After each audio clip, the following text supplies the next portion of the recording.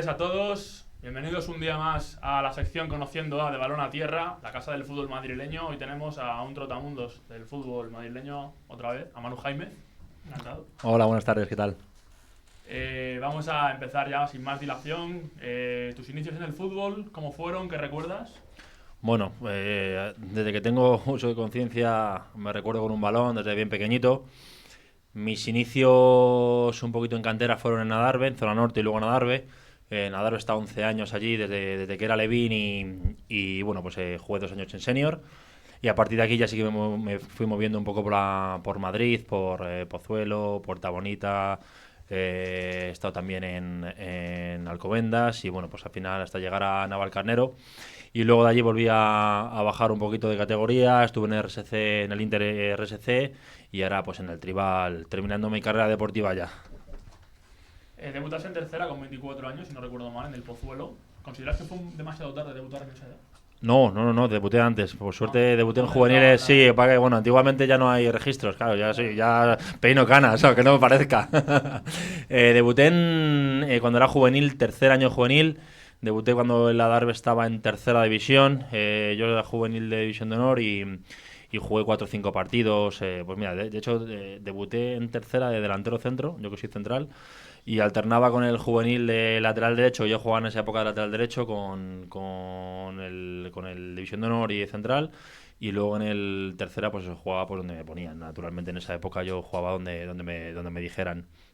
Y de la época de Pozuelo, ¿qué es lo que recuerdas? Tu primer año Pues de... mira, Pozuelo fue mi primer equipo realmente que me acogió así como modo semiprofesional. Tengo muy buenos recuerdos, ya que muchos de los que eran mis compañeros ahora todavía siguen siendo mis amigos. Guardo, bueno, de hecho uno de ellos es mi entrenador actual, que es Raúl Montero, y bueno, pues al final que son todos buenos recuerdos, porque tanto dentro del campo como fuera del campo hemos hecho amigos, hemos hecho muy buena piña, y para mí eso es lo esencial del deporte. Luego tras una magnífica campaña aquí en Pozuelo, firmamos por el Puerta Bonita. Aquí nos vamos a detener un poco porque al final quiero indagar en varios temas, tanto deportivos como extradeportivos. Aquella temporada, recién descendido a tercera división, ¿cómo la recuerdas? Fue un año muy duro. Para mí fue un año. Fueron tanto ese como el año siguiente en Alcobendas fueron años duros porque psicológicamente te toca. Entramos con mucha ilusión de entrenador con Olo Escobar. De hecho, tras un comienzo un poquito raro, conseguimos ya sentar al equipo y llegar a diciembre prácticamente primeros segundos con bastante ilusión, pero bueno, con temas extradeportivos al final empezó a irse gente, empezó a haber problemas y no descendimos al final de milagro. Creo que fue la última jornada que nos salvamos contra Pozuelo, de hecho, si no recuerdo mal. Y bueno, al final fue un año duro porque bueno, todo lo que sea cuando tienes tanta ilusión de hacer un buen año, todo lo que sea tema extradeportivo que te limita y no te hace crecer, pues la verdad es que psicológicamente te merma bastante. Además creo que justamente nada más comenzar la temporada se lesiona el tendón de Aquiles Cavada, creo, si no recuerdo mal. Efectivamente, nunca se me olvidará. Fue unas evoluciones, el solo. Pensaba, de hecho se dio la vuelta, se cayó al suelo, se dio la vuelta pensando que alguien le había pegado lo que dicen, una pedrada, y efectivamente se rompió el talón de Aquiles. Se me acuerdo perfectamente de la jugada y bueno, pues a partir de ahí tengo una muy buena relación con él, sigo teniendo relación con él, es amigo mío y bueno, a partir de ahí verdad que sufrió bastante con la pierna. Sí, yo recuerdo porque mi padre era socio en aquel momento del Puerta Bonita y joder, me lo estuvo diciendo. Imponía mucho tener al lado en el vestuario 3 futbolistas de primera como Amaya, Yuma y Peragón. Imponer no, depende cómo te tomes tener a estos futbolistas al lado. Creo que fueron futbolistas que nos ayudaron en todo momento. Yo con Iván he coincidido muchas veces porque bueno, ha sido entrenador de Rayo y he jugado contra él. Con Yuma ya hace tiempo que no hablo con él porque bueno, se fue fuera, pero es una magnífica persona. Y con Peragón también he coincidido con él, además hace relativamente poco con el Fuenlabrada Promesas, que estaba de entrenador. Y cuando te rodeas de gente como esta, lo que tienes que hacer es aprender, escuchar y empaparte de toda su sabiduría que tienen. En ese año justamente creo que vino bastantes jugadores de la Darbe, estaba Martín Camaño, estaba también su hermano, Efectivamente. estaba Fernando Calleja, el hermano del Sí. entrenador del Oviedo, Sí. y el propio Cavadas. Con esa plantilla, más todo lo que bajaba de segunda B, ¿os veíais capaces de quedar arriba? Pues, a ver, era una plantilla que cambió bastante. Entonces, naturalmente, siempre tienes ese pensamiento de que si va a cuajar todo o no, porque no por tener buenos nombres siempre va a cuajar. De hecho, que a veces es incluso más difícil. Pero sí que es verdad que quitando ese comienzo que tuvimos, como te he comentado antes, se cuajó una buena plantilla de gente veterana, gente joven como Álvaro, que estuvo jugando en medio centro conmigo en este caso.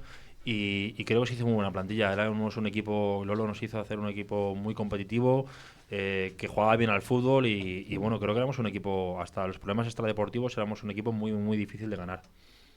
Luego iremos a los temas extradeportivos. Álvaro, ¿qué me dices? Es Álvaro Vadillo. No, Álvaro Badillo estaba, también Sábaro, el apellido no me acuerdo, Sábaro Fernández creo que se llamaba. Luego se fue al Vicalba, al Pardillo, y creo que ya no sigue jugando al fútbol, por lo menos no lo tengo, no lo sigo. Muchísima calidad, un chaval muy jovencito, con muchísima calidad y que bueno, me complementaba perfectamente en el medio campo, ya que yo calidad tampoco. Eso te iba a comentar también. Lo de mi calidad. Eso lo ha dicho. Ah, vale. Iván, eso lo dirá Iván luego de récord, seguramente. Volvemos. Lolo Escobar viene de la Darbe, se lleva mitad de la plantilla. ¿Cómo es entrenar con el día a día con Lolo Escobar? ¿Cómo es? A ver, yo le conozco del año anterior de la Darbe, en preferente, que yo cuando salgo, yo mi primer año completo, por lo menos que inicio la temporada fue en Las Rozas, en el que también hay temas extradeportivos, y bueno, en febrero nos dicen que nos dejan de pagar y me voy a la Darbe. Entonces, a partir de aquí, bueno, yo lo conozco, le conocía de antes por compañeros y para mí es un entrenador como la Copa de un Pino. Seguramente sea de los mejores entrenadores que he tenido, maneja todos los niveles a nivel táctico, físico, muy bien los entrenamientos, plantea los partidos que siempre acierta y bueno, pues que haya estado en segunda división, que haya estado en primera ref en grandes equipos, creo que no es fruto de la casualidad. Tema extradeportivo, ¿ya había un run con la posible desaparición del equipo? ¿Sucedió más tarde? ¿Cómo os enteráis? ¿Cómo lo vivís? Bueno, al final, ¿cómo te diría? El Portaveneta es un equipo o era en ese momento un equipo muy particular. Lo manejaba José Antonio, un hombre que aparecía por el vestuario a decirte que te quería, que soñaba contigo y que te quería, pero al día siguiente te dejaba de pagar. Tenía gente en el club que bueno, pues que hacía en la sombra cierto trabajo bastante feo y se comían ellos los marrones. Llegó un día cuando las cosas empezaron a ir mal, que dejaron de pagarnos, que empezó a haber muchos problemas extradeportivos, como te comento. Este hombre, José Antonio, desapareció, por supuesto, tiró el móvil, no sabemos dónde está. Bueno, de hecho yo no lo he vuelto a ver. Y de hecho te voy a contar una anécdota. Ahí había una persona, no me acuerdo ahora mismo el nombre, que era directivo de allí, que era el que se dirigía a nosotros, que le detectaron... ¿Sería Víctor? Víctor, sí, pues ese hombre le detectaron cáncer en ese momento para que vean cómo era esta persona. Ese hombre le detectaron cáncer en ese momento y nos tocó ir a los capitanes en ese momento al hospital a verle para discutir ciertas cosas que teníamos en la plantilla y José Antonio no fue capaz, no se dignó ni a presentarse y nos tocó ir allí con la familia, que fue una pena la verdad, porque bueno, pues creo que no es una situación grata a nadie y José Antonio no se dignó a aparecer. Entonces bueno, pues la situación allí fue bastante grave y más allá de lo económico, pues el tema de lo personal pues ya pues te puedes imaginar. El haber quedado en 14ª posición fue por los temas extradeportivos que rodeaban al equipo. Sí, a ver, hubo muchos cambios, mucha gente que dejó de jugar, se fue, vino poca gente, bueno, pues al final el tema extradeportivo no ayudó nada y bueno, creo que de ahí fue para abajo. Conseguimos salvar la categoría, eso sí, pero bueno, pues hay algunas penas, sobrevivimos con lo que pudimos. Ahí juegas un total de 35 partidos. Finalmente recalas en el Alcobendas Sport, que quedó en tercera posición además esa temporada. ¿Tuviste ofertas de clubes de categoría superior a aquella época? No, yo tengo que decir que nunca he tenido representante. Tuve en juveniles en un año y no tuve una buena experiencia. Con lo cual, entre eso y que bueno, tampoco me he movido mucho, pues nunca he tenido que es una espinita que tengo clavada. No he tenido muchas ofertas de fuera de Madrid, no he querido salir nunca, porque yo empecé a trabajar con 18 años y sigo en la misma empresa, con lo cual, bueno, creo que todo influye. Y bueno, en ese momento yo con Rubén Reyes ya había tenido conversaciones antes. En ese momento jugaban playoff y yo hablo con él para felicitarle y tal, y a través de ahí empezamos conversaciones y empieza un año en el que aparentemente iba a ser muy ilusionante también en Alcobendas Sport, que era en ese momento para mí un equipazo. 25 partidos en el Alcobendas juegas, luego Ujú. fichas por el Navalcarnero, club que era recién ascendido a segunda B. Claro, aquí te quiero preguntar, ¿fue fácil adaptarse a la categoría después de haber estado tanto tiempo en tercera? Muy fácil, muy fácil. En ese momento, la segunda vez en ese momento era diferente. Había pocos equipos de Madrid, entonces los equipos de Madrid, en este caso como en Navalcarnero, que económicamente podía aspirar a lo justo, pues al final tiraba de gente de tercera división. Entonces ahí caímos mucha gente que era de tercera división, con un perfil de tercera división, con lo cual entre nosotros nos ayudamos muchísimo. Y bueno, pues Juanjo Granero en ese momento nos hizo creer en nosotros, nos hizo creer que éramos un equipo muy humilde, pero que a la vez íbamos a competir en cualquier sitio, y así fue. Creo que dentro que sí que es verdad que nos salvamos en la última jornada, no llegamos a entrar ni en el play out Entró el Sanse ese año. en ningún, efectivamente, en ninguna jornada. Entró el Sanse, Y se salvó. hicimos un triple empate mensajero Sanse y nosotros, y el Sanse se salvó, creo que fue contra el Levante en penaltis, si no contra el recuerdo mal. Levante B, sí, Efectivamente. exactamente, sí. Sí, por suerte nos hablamos todos y bueno, pudimos disfrutar del año siguiente, que fue precioso. Que justamente en el Navalcarnero coincides con gente que yo no sé si aquí los que están de espectadores se acuerdan, pero es que estaba Catena, que ahora está en Osasuna. Correcto. Ujú. Estaba Jaume Grau, que está en Portugal, pero que estuvo en Exactamente. Zaragoza hace poco. Sí. Y el mítico José Antonio, lateral izquierdo del Puerta Bonita, que ese, vamos, para mí es un ídolo, porque ha estado tanto tiempo allí. Primer gol del Getafe en primera división. Sí, Creo que fue contra el Zaragoza. Sí. ¿Pensabas que los dos primeros fueron a llegar tan lejos en el fútbol español, tanto Catena como Jaume Grau? Pues mira, Catena, te voy a decir, además esto se lo sabe él perfectamente, cuando entró en el equipo, que llegó un poquito más tarde, llegó no sé si pasadas 2 semanas de la pretemporada, fue un desastre. Un auténtico desastre, el chaval, un auténtico desastre, lo hacía todo mal. Todo mal, era como una jirafa por un campo de fútbol, era tremendo. Pero era tan buena persona y quiso aprender tanto que nos pasó a todos por la derecha, pero vamos, me acuerdo, yo jugué lesionado, me rompí el cuádriceps a la cuarta jornada, empezó a entrar él, le costó mucho, pero en cuanto cogió dinámica, pues, ¿qué os voy a contar? De está donde está, porque es así, o sea, es un cañón, buena persona, muy trabajador, y vamos, no me sorprende para nada que esté donde esté. Y Jaume es de ese típico de personas que yo le pondría de ejemplo siempre. Estaba cedido del Madrid en ese momento, cobrando mucha pasta, porque antiguamente en el Madrid en ese momento se cobraba mucha pasta. Entiendo que ahora también. Yo en ese momento sé lo que cobraba y ya me hubiese gustado a mí cobrar durante muchos años. Y vino con una humildad tremenda. Quiso aprender muchísimo. Yo me acuerdo que yo tuve muy buena relación con él y tengo muy buena relación con él. Y yo me acuerdo de un día en el que él era muy flaquito. Él ha cogido mucho más cuerpo, pero en ese momento era muy flaquito. Y él me pedía quedarme con él después de los entrenamientos a luchar duelos, a que le enseñase cómo ganar duelos, ya no solo aéreos, sino también por abajo, cómo meter cuerpo. Y eso te habla mucho de una persona que quiere mejorar, que quiere ser futbolista, y por suerte ahí está. O sea, no ha estado, o sea, ha estado 3 años en Osasuna, aunque estuvo cedido en Zaragoza, como bien dices, está en Portugal ahora mismo, y va a tener una carrera tremenda porque es un jugador espectacular y que además quiere aprender, y eso lo es todo. Además, ese año toca grupo complicado, porque toca grupo vasco. Sí. Es una categoría muy tosca, además, justamente desde esos años. Peleasteis hasta el final, os salváis en las últimas jornadas. ¿Qué es lo que recuerdas de tu primer año allí en el Navalcarnero? Va, una gozada, porque al final nos sentíamos profesionales cobrando 400 euros. Éramos niñatos, yo digo que éramos niñatos por el grupo que iba allí iba a decir a reírse de la gente, no, pero al final cuando ibas a esos campos, ibas a Baracaldo, ibas a no sé qué, pues era impresionante, te sentías futbolista, pero realmente tú llegabas a las 3, 4 de la mañana y al día siguiente tienes que levantarte para ir a currar. Disfrutamos muchísimo, muchísimo. Creo que fue un año maravilloso, sí que es verdad que naturalmente sufres porque estás ahí abajo, pero creo que hicimos una temporada espectacular. Los tercerolas que nos llamábamos porque éramos todos gente de tercera de toda la vida, y lo disfrutamos mucho porque cuando te juntas alrededor de gente que es muy, muy, muy afín a ti, lo disfrutas mucho más, los éxitos.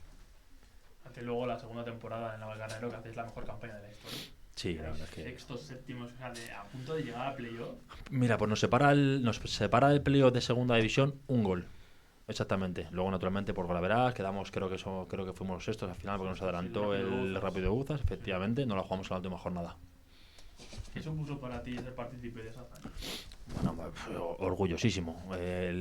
No puedo estar más orgulloso de haber pertenecido a esa plantilla. Por desgracia me rompí tibia y peroné en febrero, cuando para mí estaba yo en el mejor nivel que está en mi vida.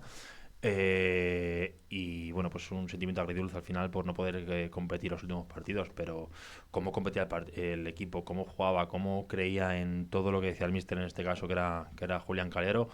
Pues bueno, pues nadie se pensaba que íbamos a estar allí. Efectivamente, luchamos hasta la última jornada contra la Rápido de Bouzas, que el que ganase se metía en playoff a segunda división. El empate le valía al Celta, creo que recordar, si ganaba de cuatro goles, y efectivamente ganó de 4 goles.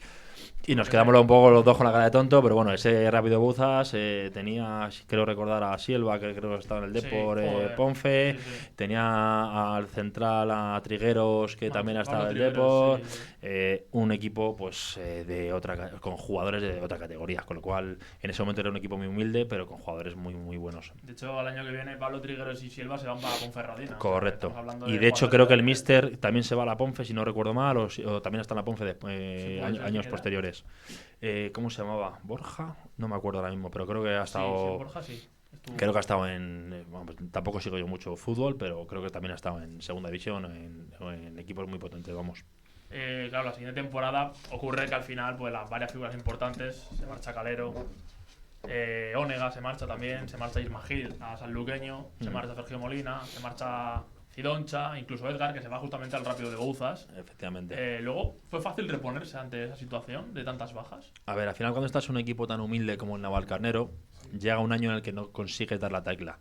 Es muy difícil que todos los años des la tecla con los fichajes, con tan bajo presupuesto, con lo cual ese año creo que no por los fichajes sino por el grupo en general, eso nos estoy echando culpa a los fichajes, creo que ninguno estuvimos al nivel que teníamos que estar para competir en la categoría, y efectivamente pues bueno, pues así pasó que descendimos de categoría claramente, justamente además, creo que fuimos... Me acuerdo del día además, perfectamente. Sí. Y bueno, pues así pasó que descendimos. Sí que es verdad que en diciembre todavía estábamos fuera, pero la vuelta fue un desastre, creo que ganamos un partido solo.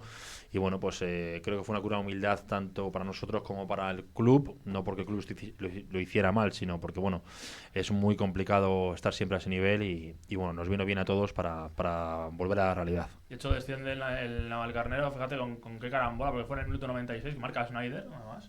Estaba jugándosela contra el Burgos necesitaba ganar para salvarse, y en el último minuto le marcan gol al Burgos, el Burgos no le salva todavía. El Navalcarnero, a pesar de ello, desciende con el gol de Schneider en el 96, o sea, que me acuerdo, de un córner además. Y claro, perdí la categoría.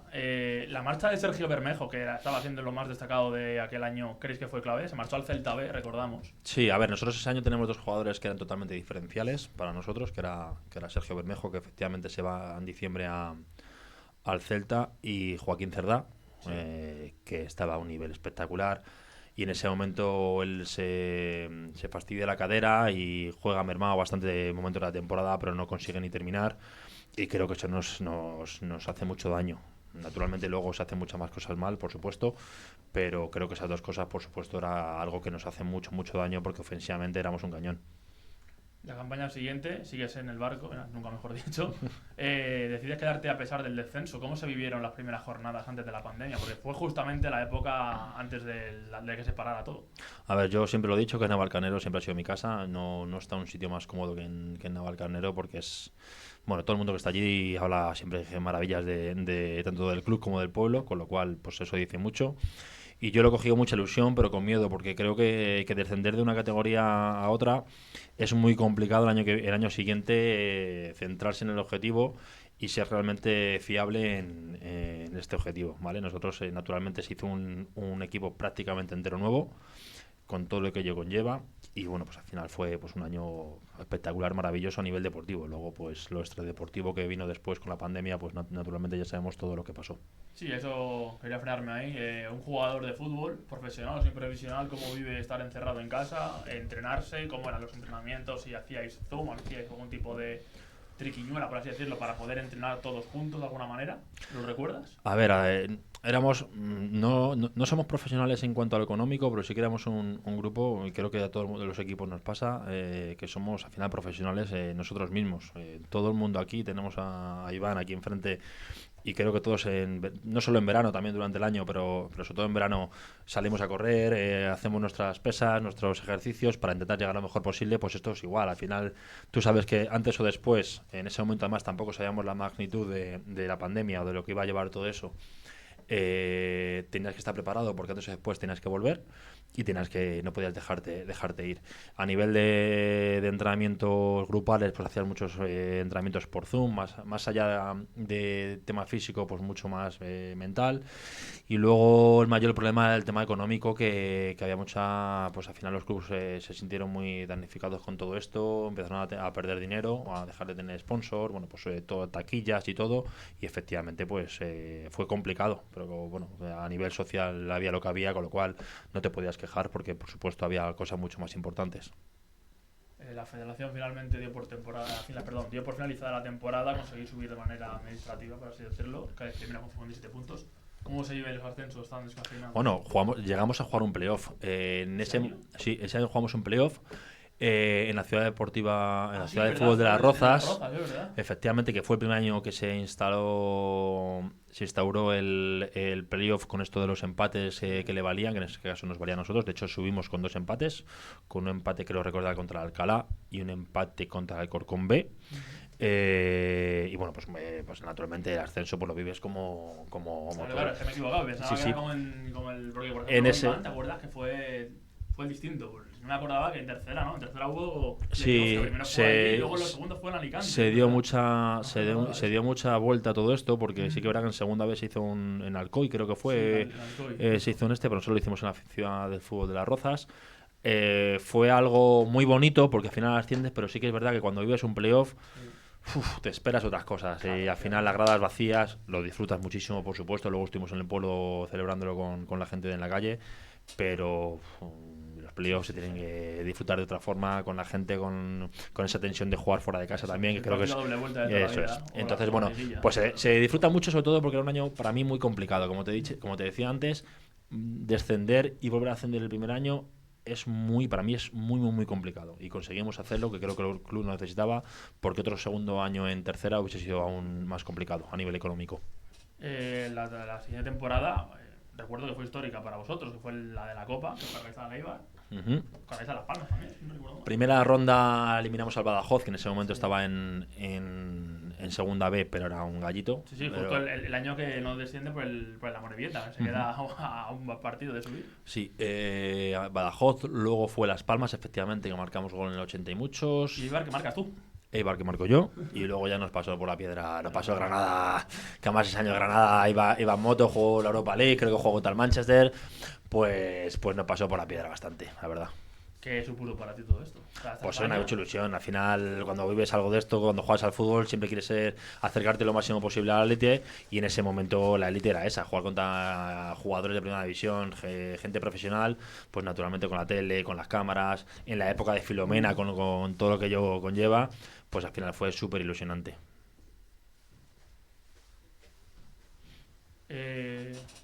Tras 5 temporadas en el Navalcarnero, decides abandonar el club por motivos personales. ¿Qué te llevas como recuerdo de haber sido pieza clave de ese Navalcarnero? Pues todo.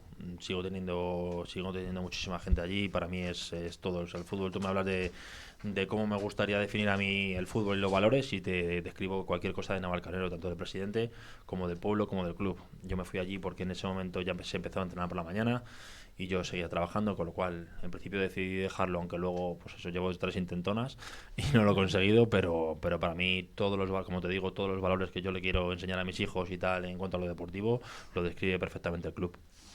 Llegas al RSS Internacional. ¿Qué fue ese proyecto y cómo llegaron a ponerse en contacto contigo? Pues hombre, porque esto fue muy fácil. El director deportivo era amigo mío, que era Raúl Montero, y el entrenador era otro sinvergüenza amigo mío, que era Jorge Murga, con lo cual me cogieron en vacaciones y me engancharon de la oreja y me llevaron para allá. O sea, no tuve mucha opción de decir que no. La verdad es que fue un año, también fue duro en algunos momentos, porque cuando trabajas con gente tan cercana hay algunos momentos de crispación, pero bueno, el ascenso con amigos tuyos, pues como te decía antes, es mucho más bonito. Ahora estás en el Tribal, llevas 3 temporadas allí, es una pieza clave, con 35 años. ¿Cómo vives tus supuestos últimos años, no? ¿Crees que Supuesto no, años? supuesto no, ya, no, bueno, último no pluralices, no, último.